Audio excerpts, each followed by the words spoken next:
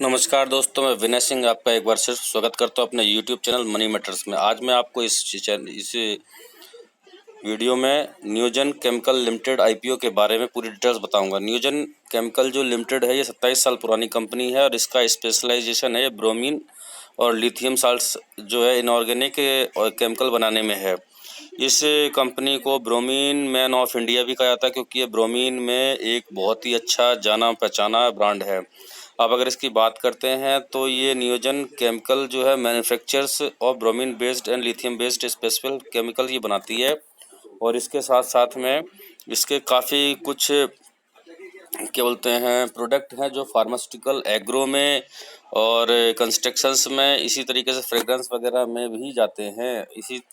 और इस कंपनी का अगर हम बात करें तो ये 1991 में खड़ी हुई थी और उसके बाद इस कंपनी ने तकरीबन 27 साल अपने पूरे कर लिए हैं और इसके 181 ऑर्गेनिक केमिकल और 17 इनऑर्गेनिक केमिकल्स बनाती है। ये भारत के अलावा 27 अन्य देशों में भी इसका व्यापार फैला हुआ है, जिसमें कि मुख्य रूप से USA, UK, France, Germany, Spain, Italy, इस तरीके से, और ऑस्ट्रेलिया, चाइना, सऊदी अरब, ये सारे कंट्री इसमें आते हैं। ये सारे के सारे बहुत ही फेमस कंट्रीज़ हैं, इसलिए आप समझ सकते हैं इस कंपनी का फ्यूचर अच्छा है। अब अगर इसकी बात करते हैं कि ये कहाँ कहाँ पे इसका पैसा ये इसका लगता है केमिकल, तो इसका सबसे ज़्यादा पोर्शन फार्मा सेक्टर में 58%, उसके बाद इंजीनियरिंग सेक्टर में 17%, एग्रो सेक्टर में 15%, 3% पॉलीमर में, इलेक्ट्रॉनिक्स में इसका 1% और बाकी अदर्स में इसका 6% केमिकल्स सप्लाई होता है।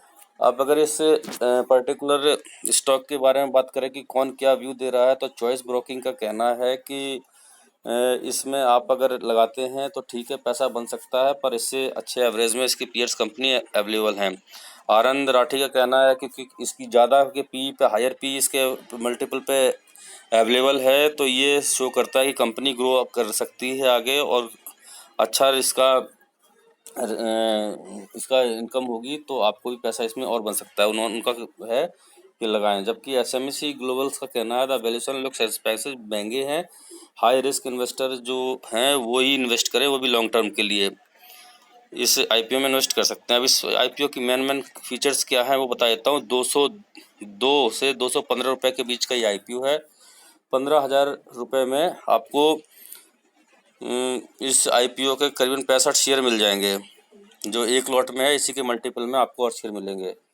इसका इश्यू पीरियड है 24 से 26 अप्रैल तक ये कंपनी इशू होगी, मतलब आप इसमें पैसा लगा सकते हैं। आज पहला दिन था और तकरीबन 27% इसका हिस्सा भर भी गया है। अब अगर बात करते हैं अलॉटमेंट डेट की, तो लगभग अंदाज है कि 6 मई को इसका अलॉटमेंट आपको मिल जाएगा। और ये कंपनी NSE BSE दोनों में लिस्टेड है। अब अगर इसकी रेशियो की बात करते हैं तो 50% इसका QIB में, HNI के लिए 15%, रिटेल इन्वेस्टर्स के लिए 35% हिस्सा इसका बिल्कुल रखा हुआ है। अगर आपको इन्वेस्ट करना है तो इतना % आपको मिल जाएगा। अब इसका फेस वैल्यू 10 रुपये की फेस वैल्यू पे है। अब अगर इसकी पीयर कंपनी की बात करते हैं तो पीयर कंपनी में आरती इंडस्ट्रीज़ हो गया, अतुल इंडस्ट्रीज़ हो गया, Pidilite industries, Godrej industries, Castrol industries, Tata chemicals, ये सब के सब इसकी पीयर्स कंपनी है। अगर आप बात करें तो आरती इंडस्ट्रीज़ और पिडिलाइट ने अच्छा रिटर्न्स दिया है, अतुल इंडस्ट्रीज़ का उसका भी रिटर्न्स अच्छा है।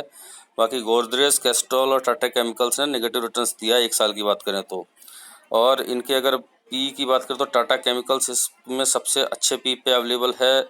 और बाकी जो अगर इस कंपनी का पी की बात करते हैं तो वो पी भी तकरीबन 45 से 46 के आसपास में जाएगी। अब नेक्स्ट अगर बात करते हैं कि CGAR का, तो 30 के CGAR से ये कंपनी रेगुलर ग्रोथ कर रही है।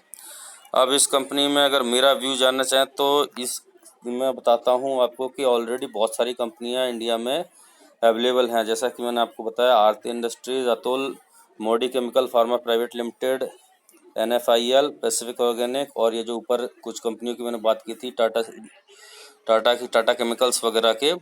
और अगर दीपक नाइट्रेट्स की भी बात करें, वो भी कंपनी है एक है। तो काफ़ी कंपनी अवेलेबल हैं, अगर आप उनमें इन्वेस्ट करना चाहते हैं तो कर सकते हैं।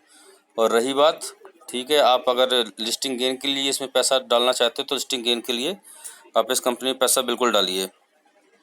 तो ये तो मेरा व्यू था। अब आपको मैं अगर कंपनी के बारे में और ज़्यादा अगर आपको जानकारी चाहिए तो वो भी मैं आपको देता हूँ। इसके लिए हम आपको ले चलें कंपनी की वेबसाइट पे। तो कंपनी की वेबसाइट के लिए आपको मैं लेके चल रहा हूँ कंपनी की वेबसाइट के ऊपर।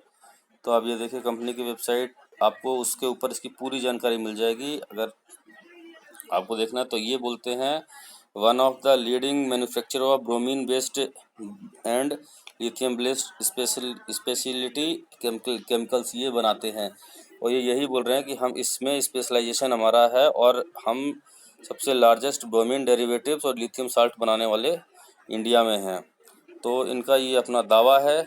और इसी कंपनी में आपको बाकी भी कंपनी के बारे में बहुत सारी जानकारियाँ मिल जाएगी। इसके बोर्ड ऑफ मेंबर में कौन है और इसमें लिथियम साल्ट में क्या क्या है। तो इस तरीके से जो भी आपको कंपनी के बारे में जानकारी चाहिए, आपको कंपनी की वेबसाइट्स के ऊपर ये पूरी जानकारी अवेलेबल है। और इसके बोर्ड ऑफ डायरेक्टर से लेके इसमें 8 लोग हैं जो बोर्ड ऑफ डायरेक्टर में हैं। तो वो सब मिलके आपको इस वेबसाइट के ऊपर मिल जाएगा।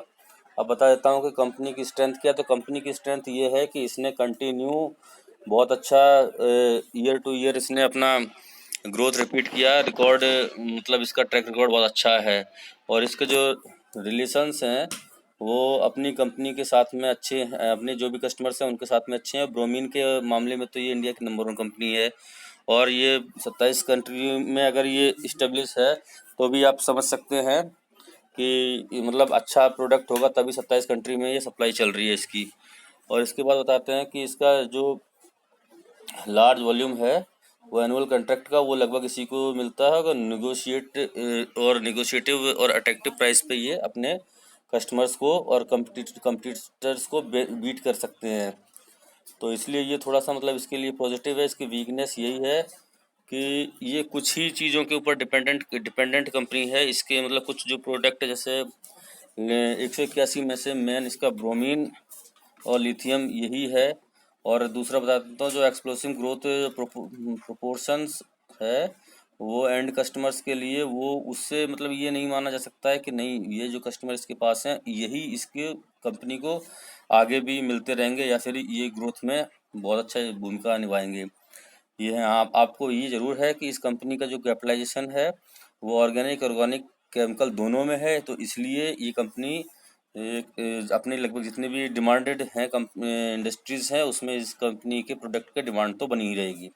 अब आपको बता देता हूँ कि क्या है एक्चुअली। दूसरा अगर बात करते हैं तो इसमें अगर फॉरेक्स रेट्स के ऊपर अगर इसके जो प्रोडक्ट है केमिकल्स का वो बहुत वोलेटाइल रहता है, वो उस वोलेटिलिटी के लिए ऊपर इसके रेट्स के ऊपर भी आपको इफेक्ट पड़ेगा। इसके मार्जिन्स और प्रॉफिट के ऊपर भी इफेक्ट पड़ सकता है। अब मैं आपको बता देता हूँ कि इसकी वर्किंग कैपिटल है उसमें इंटेंसिव बहुत ज़्यादा देना पड़ता है। तो उस तरीके के जो बिजनेस है तो इसमें काफ़ी कुछ पैसा इनका चला जाता है वर्कर्स के ऊपर। तो ये कुछ मतलब है। और अगर मैं बताता हूँ अगर इसमें एक और चीज़ है क्योंकि ये ऑर्गेनिक और केमिकल्स वगैरह के ऊपर बेस्ड कंपनी है तो इन्वायरमेंटल इश्यूज भी अगर कुछ आते हैं तो वो भी इसके लिए नुकसानदायक होंगे। अब सबसे बड़ी बात है कि ये इशू बहुत छोटा है, प्राइसिंग बहुत छोटी है। अगर आपको लिस्टिंग गेन के लिए इसमें पैसा लगाना है तो बिल्कुल लगाइए। और लॉन्ग टर्म में तो खैर किसी भी कंपनी में पैसा लगा दीजिए आपको फ़ायदा ही होगा। और लिस्टिंग गेंस के लिए ठीक है, इसमें ट्रेडिंग के लिए ये नहीं होगा। और ऑप्शन बहुत ज़्यादा अवेलेबल हैं। आशा करता हूँ कि इस छोटे से वीडियो में आपको सब कुछ समझ में आ गया होगा कि इसमें पैसा लगाना है या नहीं लगाना है। अगर आपको वीडियो पसंद आया तो प्लीज़ लाइक शेयर करना ना भूलें। और इस वीडियो को अंत तक देखने के लिए धन्यवाद।